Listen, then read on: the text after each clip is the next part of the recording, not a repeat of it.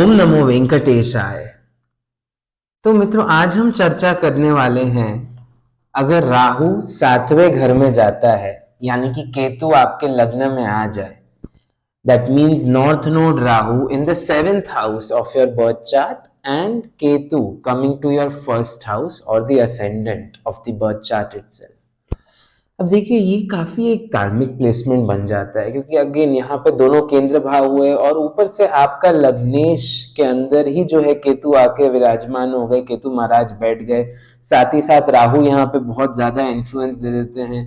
And सातवां घर आपके रिलेशनशिप्स का होता है, पहला घर आपके इंडिविजुअलिटी को, आपके आइडेंटिटी को डिफाइन करता है। और जब केतु यहाँ पे आके बैठ जाते तो आपको एक अलग ही एटीट्यूड यहाँ पे आ जाता है। एंड ये इसके उल्टे एक्सेस से बिल्कुल उलट रिजल्ट्स आते हैं, जो कि अगर आप ये वीडियो यहाँ तक देख पा रहे हैं तो जरूर इस चैनल को लाइक, शेयर एंड सब्सक्राइब करिए और अपने डाउट्स भी यहाँ पे कमेंट करिए, जिसको मैं एक एक करके जरूर प्रयत्न करूंगा आंसर करने का। धन्यवाद। अगर राहु मान लीजिए लग्न में होते तो आपकी टेंडेंसी कि आप एक बहुत रिबेलिंग इंसान हो जाते। जब केतु लग्न में आ जाते तो आप एक बहुत कॉम्प्रोमाइजिंग इंसान बन जाते।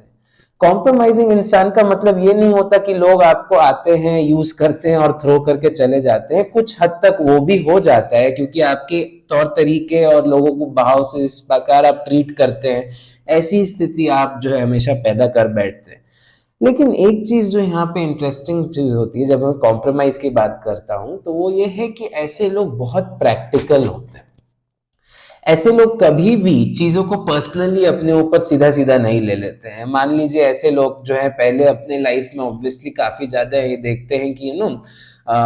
इनका मन चाहा, इनको मान लीजिए कॉलेज नहीं मिल पाया, या इनका मन चाहा स्कूल नहीं मिल पाया, या इनकी मन चाही शिक्षा इनको नहीं प्राप्त हो पाई, तो इससे खेल नहीं होंगे। ये कहेंगे कि अब इसमें देखते हैं कि सबसे प्रैक्टिकल ऑल्टरनेटिव क्या है, और उसके बाद ये उसको ऑप्ट कर लेते हैं और जीवन में आगे बढ़ते हैं। फिर से जब इनकी नौकरी की बारी आती है, फिर से सेम सिचुएशन में आ जाते हैं। फिर वहां भी ये बहुत प्रैक्टिकली देखते हैं कि इनमें से क्या बेस्ट है मेरे लिए, क्या वर्कआउट करेगा मेरे लिए, फिर ये वो ऑप्ट कर लेते हैं। उसके बाद फिर ये देखते हैं कि नौकरी इनके लिए अच्छी नहीं चल रही, तो ये देखते हैं कि भाई मेरे लिए हायर एजुकेशन सूटेबल है या नहीं, और उस हायर एजुकेशन में ये फिर से अंदर घुसेंगे और वहां पे भी प्रैक्टिकली नेविगेट करेंगे कि इसमें कौन सा बेस्ट पॉसिबल ऑप्शन मेरे को मिल जाएगा।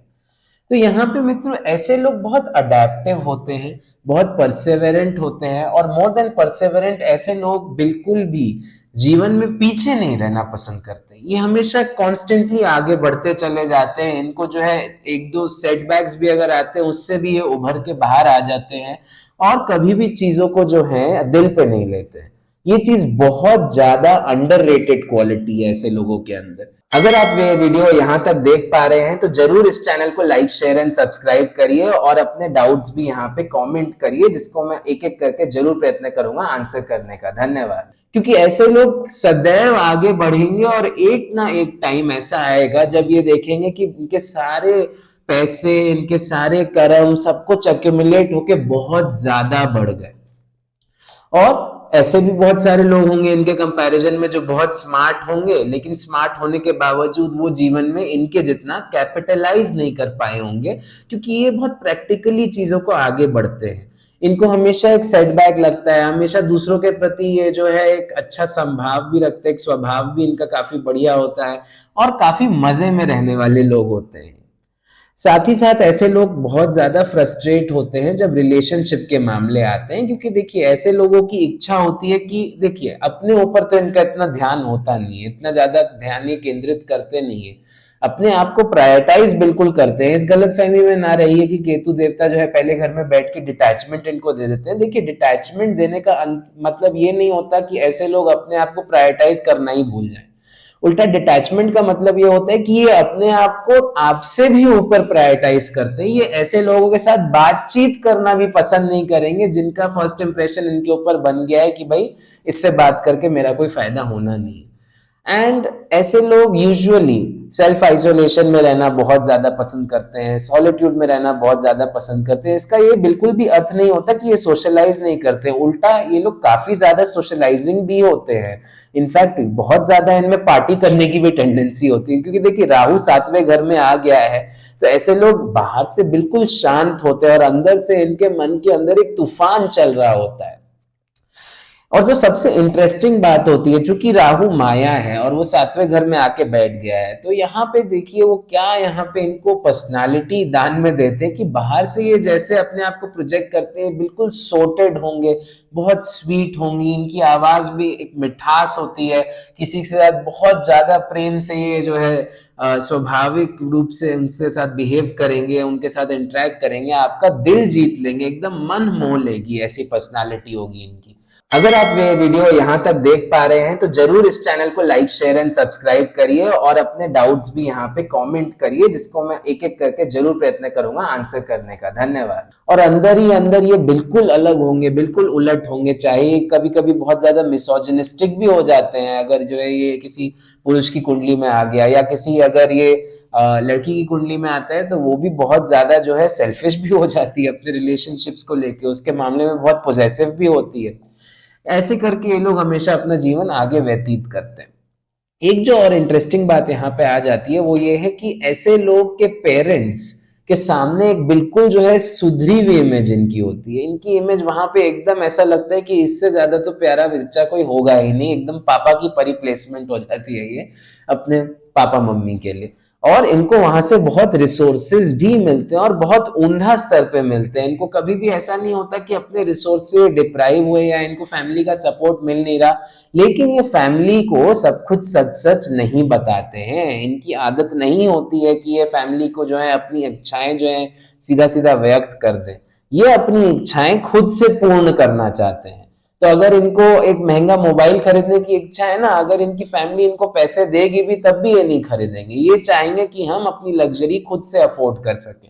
और ये कर भी लेते हैं, आगे चलते चलते धीरे धीरे जीवन में इनके पैसे आते हैं, धीरे धीरे आते हैं, वो अक्यूमुलेट होते चले जाते हैं और उसके बाद ये कंफर्ट की तरफ चले जाते हैं, लग्जरी की तरफ चले जाते हैं, उसके अंदर खर्चा करना बहुत ज्यादा पसंद करते हैं। सातवें घर में राहु वाले लोगों को परफ्यूम का भी बहुत ज्यादा शौक होता है, इनको एकदम पसंद होता है कि हमेशा टिप टॉप रहे, चाहे कैसे भी दिखें, इनका चाल चलन ऐसा होना चाहिए कि भाई एकदम अमीर लगेंगे, बिल्कुल इलीट ऑफ द इलीटेस्ट लगना पसंद करते हैं ऐसे लोग। और इसके ऊपर ये खूब खर्चा भी करते हैं और खूब जो है अच्छे से पार्टी भी करते हैं, अयाशी भी करते हैं, मैंने बोला ना ये सोशलाइजिंग बहुत ज्यादा होते हैं। ये अलग बात है कि ये हमेशा जो है एक गम में डूबे रहते हैं, अकेले में, इनको अकेला रहना बहुत खलता भी है, लेकिन साथ ही साथ इनको अकेले रहने में भी एक प्रोडक्टिविटी निकाल लेना, ये चीज बहुत ज्यादा पसंद हो जाती है इस प्लेसमेंट के साथ। आप देखेंगे कि सातवें भाव में राहु आने के कारण, जो मैंने पहले भी बोला कि देखिए फैमिली के सामने इनकी इमेज बिल्कुल सुधरी भी होती है, एकदम क्लीन होते हैं, क्लीन चिट दे दिया जाता है इनको। और वहीं पे अगर इनके एडिक्शंस की बात करें तो फ्राइडे आते ही आप देखिए ऐसे लोग दे ब्राउनी, दे चॉकलेट, दे पार्टी, दे दारू, सब एकदम पूरा खल्लास कर देंगे, एकदम बहुत ज्यादा अपने जीवन को एकदम जीना पसंद करते हैं, खुल के जीवन को जीते हैं अगर सातवें घर में राहु आता है, और अपनी सारी इच्छाएं, अपना अंदर का सारा एनिमल बाहर निकाल के जो है एंजॉय करते हैं। और किसी भी चीज में बहुत जुनून लेके आते हैं, बहुत पैशन लेके आते हैं। अगर सातवें घर में राहु होता है, इनको पसंद है कि भाई मैं किसी भी कार्य को करूं तो एक जुनूनियत के साथ करूंगा मैं, और ये ऑब्सेशन से बिल्कुल अलग होता है मित्रों। ऑब्सेशन मतलब होता है कि आपको कुछ रिजल्ट की अपेक्षा नहीं है, वहां पे आप बस करते चले जाते हैं। ऐसे लोग रिजल्ट की अपेक्षा भी रखते हैं और तब भी वो संचित करते रहते हैं, अपने सारे जितने भी टास्क है, जितने भी कर्म है, उसको अक्यूमुलेट करते चले जाते हैं।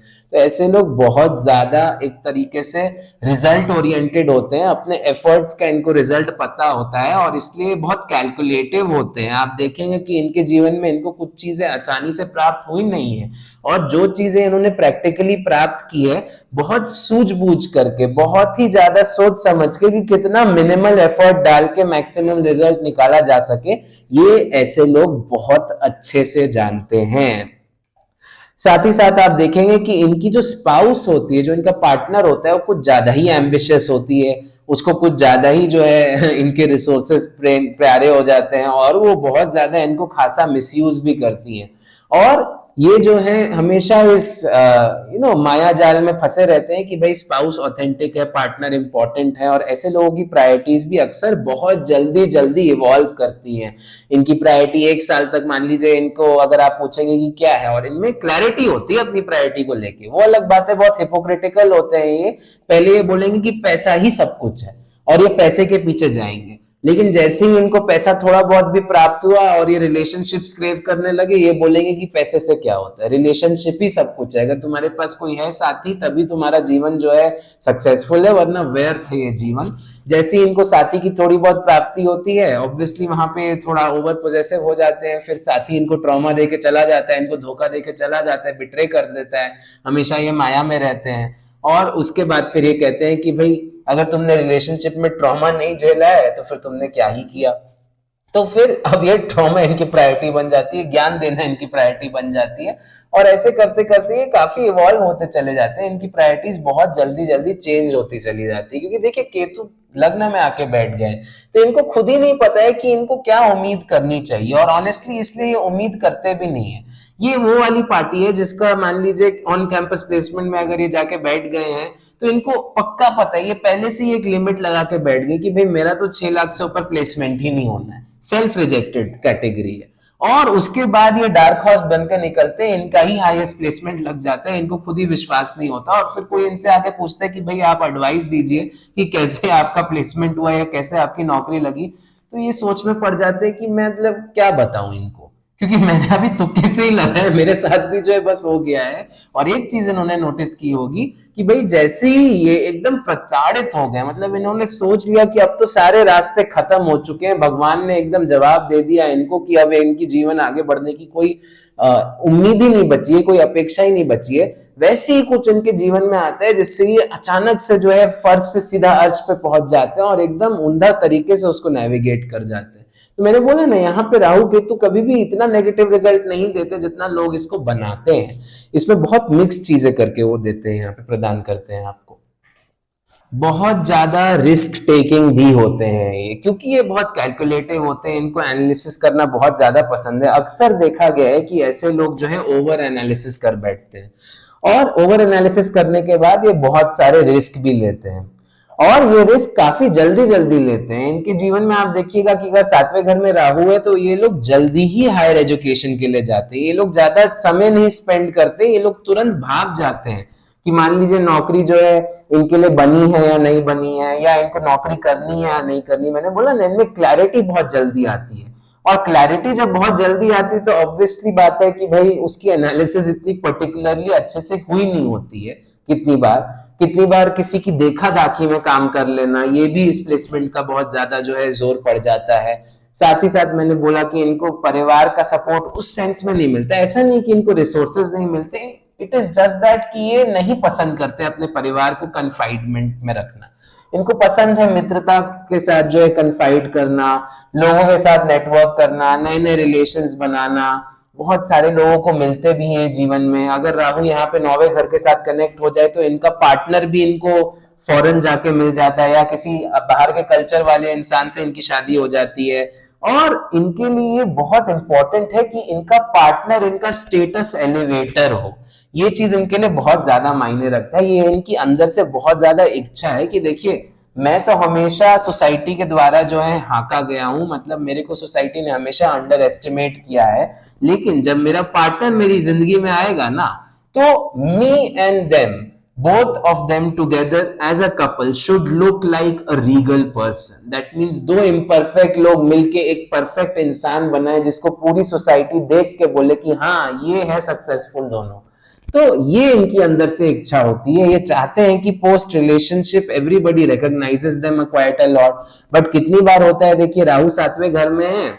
ये हमेशा माया में फंस जाते हैं, ये फॉर नेम से एक रिलेशनशिप कर बैठते हैं। इनके लिए बहुत मुश्किल होता है सिंगल रहना, इवन दो ये जो है बाद में प्रताड़ित होकर जब इनको 1-2 बार ट्रॉमा हो जाता है गलत चॉइसेस करने के बाद, ये सिंगल रहना प्रेफर करना शुरू कर देते हैं, लेकिन अंदर से तब भी इनका यही मन होता है कि I need to find a sense of belonging with somebody. और ये लोग अंदर से इतने ज्यादा इनसिक्योर होते हैं उस सेंस ऑफ बिलोंगिंग में कि मान लीजिए अगर ये कमिटेड भी हो जाएंगे, राइट, उसके बाद भी ये किसी नए इंसान को मिलते रहेंगे, उसके बाद भी ये ऐसा नहीं है कि ये हमेशा एक ही रिलेशनशिप में रहना पसंद करेंगे। इनके लिए वो कमिटमेंट हमेशा फ्लेक्सिबल होती है, और कितनी बार ये अफेयर की तरफ भी लेके चला जाता है। यहाँ पे लॉयल्टी जो है राहु इतनी आसानी से देता नहीं है, लेकिन अगर पार्टनर ने इनके ऊपर पोजेसिवनेस की लगाम लगा दी, पार्टनर ने इनके ऊपर कंट्रोल किया, पार्टनर ने इनके रिसोर्सेस के द्वारा प्रताड़ित कर दिया, इनको जो है ट्रैप कर लिया, तब ये बहुत ज्यादा लॉयल हो जाते हैं, क्योंकि देखिए at the end of the day being practical also comes at the cost of being selfish. तो ये लोग धीरे धीरे ऑलमोस्ट उस वाली लाइन की तरफ भी चलने लगते हैं। ऐसा नहीं है कि ये लोग हमेशा जो है इमेच्योर बने रहते हैं, धीरे धीरे ये हमेशा इवॉल्व करते हैं। और एक समय ऐसा आता है जब मान लीजिए राहु बहुत मेच्योर हो जाता है, क्योंकि देखिए यहाँ से राहु 10वां घर जो राहु से यहाँ से बनता है वो चौथा घर बनता है, आपका सेटिस्फैक्शन का भाव बनता है, आपका जो है शादी के कंफर्ट्स का, लग्जरीज का, व्हीकल्स का, एसेट्स का, प्रॉपर्टीज का भाव बन जाता है। तो आपकी इच्छाएं ये तो पूर्ण होती ही हैं, लेकिन जब राहु मैच्योर हो जाता है मान लीजिए 40 की उम्र के बाद, तब आप रियलाइज करते हैं कि ये सब एक माया था और हैप्पीनेस हमेशा से एक स्टेट ऑफ माइंड रही है।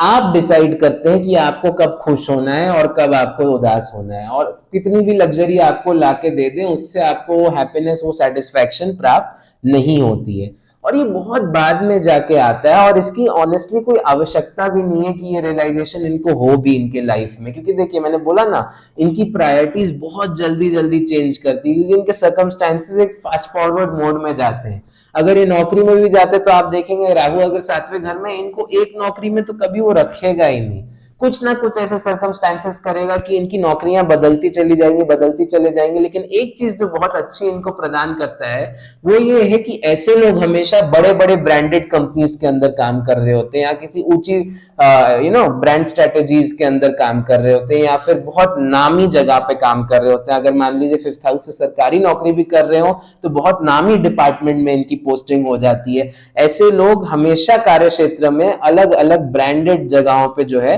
बहुत नाम कमाते हैं और फेम कमाते हैं, बहुत ऊपर तक जाते हैं। एंड ऐसी जगह पे ये लोग स्विचेस भी मारते रहते हैं, क्योंकि ये एक जगह टिकने से रहे। और कितनी बार आप देखेंगे कि इनकी नौकरी का कोई लेना देना नहीं होता, इन्होंने जो पढ़ाई की है, और ये ओके हैं उससे। क्योंकि देखिए केतु अगर लग्न में आके बैठ गया है तो इनको बार बार एक रीडायरेक्शन तो दे ही देता है। वो जो है हमेशा उनको बता देता है कि जो भी तुम करोगे लाइफ में वो तुम्हारे काम का होता तो है नहीं, तो चलो कुछ और ही करके देखो, एक रिस्क लेके देखो। तो इसलिए हमेशा ये उसकी तरफ जो है मोल्ड हो जाते हैं और उसकी तरफ इंक्लाइन करने लगते हैं। ऐसे लोग बहुत ज्यादा अटैचमेंट पाल लगते हैं अपने रिलेशनशिप के साथ, और चूंकि इनका अटैचमेंट बहुत ज्यादा होता है तो इनका ब्रेकअप भी उतना ही भारी होता है, उतना ही ट्रॉमेटाइजिंग होता है, उतना ही इनको दुख होता है। और एक बार किसी ने इनके साथ ब्रेकअप कर लिया तो आप समझ लीजिए कि वो इंसान इनके लिए मर चुका है, बिल्कुल ही मर चुका है। अगर वो जेन्युइन इन जेन्युइन कोई भी रीजन से ब्रेकअप हुआ है, किसी ने कंस्पिरेसी करके इनका ब्रेकअप करवा दिया, तब भी ये मूव ऑन हो चुके हैं, और इसके लिए अब इनके लिए कोई चेष्टा नहीं बची है, कोई एफर्ट नहीं डालेंगे ये जो है वापस आके रिकंसाइल करने में, वापस आके जो है किसी के साथ मेकअप करने में, पैचअप करने में। इनको बिल्कुल ये सब चीजें पसंद ही नहीं है। साथ ही साथ आप देखेंगे कि यूजुअली चूंकि राहु 7वें घर में है, जिनसे इनको शुरू से ही जिससे प्यार होता है उनके साथ इनकी शादी नहीं हो पाती है, या फिर कितनी बार इनको जो है फेल्ड रिलेशनशिप देखने को मिल जाता है। तो वो भी इनके अंदर एक रीडायरेक्शन जगाता है, एक इंट्रोस्पेक्शन जगाता है, इनके केतु को जगाता है कि देखो तुमको इतनी आसानी से सेंस ऑफ बिलोंगिंग नहीं मिलने वाली थी, तुम हमेशा से इस इनसिक्योरिटी में रहे कि अगर ये रह गया तुम्हारे से, या ये इंसान जो है तुम्हारी जिंदगी से बाहर चला गया, तो तुम अकेले रह जाओगे, और अब तुमको इस इनसिक्योरिटी को कन्फ्रंट करना पड़ेगा, तुमको इसको खुद से सॉल्व करना पड़ेगा। और धीरे धीरे जब ये मेच्योर होते हैं फिर ये राइट चॉइस की तरफ जाते हैं, फिर ये सही डिसीजंस लेते हैं, बाउंड्रीज बनाना सीखते हैं, लोगों को जो है समझने की कोशिश करते हैं, केवल अपनी पर्सपेक्टिव को दूसरों पे नहीं थोपते हैं, और जिंदगी ऐसे व्यतीत करते हैं। साथ ही साथ आप देखेंगे कि ये शुरू शुरू में जब इनकी जो स्टार्टिंग वाली इनिशियल चाइल्डहुड स्टेजेस होती है, बहुत ज्यादा इंपॉर्टेंट हो जाती है इनके लिए, क्योंकि देखिए केतु लग्न में बैठा हुआ है, तो बहुत बार वर्थलेस फील करते हैं चाइल्डहुड में। और चूंकि ये वर्थलेस कितनी बार फील करते हैं, इनको लगता है लोग इनको इंपॉर्टेंस नहीं दे रहे, इनकी अटेंशन सीख करने की टेंडेंसी बहुत हाई हो जाती है। कभी कभी टीनेज वाली उम्र में आके जो आप देखते हैं कुछ बच्चे जो जबरदस्ती का रिबेल बनने की कोशिश करते हैं, जो एक्चुअली में बहुत सॉफ्ट हार्टेड है, उनकी शक्ल से भी देख के आपको लग नहीं रहा है कि ये मतलब गुंडागर्दी टाइप करने की कोशिश भी कर पाएंगे। तो ऐसे लोग होते हैं जिनका केतु पहले घर में होता है, ये उस टाइम पे गाली गलौज करेंगे, आपकी अटेंशन सीख करेंगे, और आपको बताएंगे, अपनी प्रेजेंस जताएंगे कि हाँ देखो मैं भी कूल हूँ, मैं भी अच्छा हूँ, मैं भी एक पोटेंशियल इंपॉर्टेंट एस्पेक्ट हूँ या इस क्लास का पार्ट हूँ। और ऐसे करके उस अटेंशन को अपनी तरफ सीख करने की ये बहुत ज्यादा कोशिश करते हैं। कितनी बार ये जो है अपने ओपिनियंस के खिलाफ जाके भी, अपने पर्सनल ओपिनियंस को इग्नोर करके जानबूझ के ऐसी पर्सनालिटी प्रिटेंड करते हैं, ऐसी पर्सनालिटी फेक कर लेते हैं जिससे ये लाइकेबल लगे, जिससे दूसरे लोग इनको जो है प्रेम दें, दूसरे लोगों को लगे कि हाँ ये जो है काफी इंटिमिडेटिंग है, और ऐसे ये इंक्लाइन करने की कोशिश भी करते हैं। जो एक इंटरेस्टिंग बात होती है वो ये है कि सोसाइटी को भी इनकी इसेंट्रिसिटी पता रहती है कि हाँ ये थोड़ा हटके हैं, ये थोड़ा अलग हैं, और अंदर से इनकी भी यही इच्छा है कि सोसाइटी इनको अलग से ही ट्रीट करे। जैसे इसका अगर उल्टा एक्सेस आता है, अगर राहु पहले घर में आता है राइट, तो वहां पे इंसान रिबेल होके ये चाहता है कि सोसाइटी उनको एक्सेप्ट कर ले, वो सोसाइटी में इंटीग्रेट होना चाहते हैं। लेकिन केतु चूंकि लग्न में आ गया, इसका रिवर्स है, राहु सातवें घर में, इनको सोसाइटी में इंटीग्रेट होना ही नहीं है। इनको है कि सोसाइटी से कितना दूर जा सके, एजुकेशन के बहाने, पढ़ने लिखने के बहाने, नौकरी के बहाने, किसी और के बहाने, शादी के बहाने, कितना हम दूर जा सकते हैं, कितना हम भाग सकते हैं, एस्केप कर सकते हैं इन सब जजमेंटल लोगों को, इन सारी दुनिया को, और उसके बाद ये आगे बढ़ने की कोशिश करते हैं। जो एक यहाँ पे बहुत अच्छी रेमेडी बन जाती है वो ये है कि देखिए, कभी भी अगर राहु सातवें घर में है, केवल नेम सेक के लिए किसी के साथ रिलेशनशिप में मत आइए। आपके अंदर वो ये टेंडेंसी आ जाती है कि भाई आप हमेशा गलत जजमेंट लेके अपने आप को ट्रॉमा दे बैठते हैं, और चूंकि आपके लिए अटैचमेंट पालने के बाद उससे आगे बढ़ना बहुत मुश्किल हो जाता है, और इसलिए आप जो है फिर बहुत ज्यादा मेंटल एंजाइटी को शिकार हो जाते हैं, कितनी बार बहुत डिप्रेशन भी झेल लेते हैं। एक और जो अच्छी बात यहाँ पे आती है, अगर राहु सातवें घर में, तो इसका मतलब है कि आपको फौरन एक ना एक बार जाना चाहिए, उसके कल्चर को एक्सप्लोर करना चाहिए, वहां पे उस एक्सपीरियंस को लेने के वास्ते जाना चाहिए। अगर आप फॉर्मली एजुकेशन या नौकरी करने ना भी जा रहे हो, यूजुअली तो होता है कि देखिए आप जाते ही जाते हैं नौकरी के बहाने या एजुकेशन के बहाने, लेकिन अगर उसके रीजन से भी नहीं जा पा रहे तो आपको एक ना एक बार दूसरों का कल्चर समझने के लिए जाना चाहिए, उनके साथ इंटरेक्शंस रखनी चाहिए। आपको एक नया पर्सपेक्टिव मिलता है, आपको एक रीजन मिलता है अपनी जुनूनियत को जो है कंटिन्यू करने का। साथ ही साथ एक और इंपॉर्टेंट यहाँ पे चीज होती है कि देखिए, केतु आपके पहले घर में है, आप अपनी फीलिंग्स को लिखिए। आप वर्बली इतने अच्छे से नहीं एक्सप्रेस कर पाएंगे, कितना आप चाह लो, आप अंदर माइंड में मेड अप सिनेरियोज में इतनी क्लैरिटी के साथ अपनी सारी फीलिंग्स को जो है बार बार बोल बोल के अपने आप को अंदर से तसल्ली देते रहेंगे, लेकिन जैसे ही फिजिकली दूसरे इंसान को बोलने की बात आती है आप पीछे हट जाते हैं, आपसे नहीं हो पाता।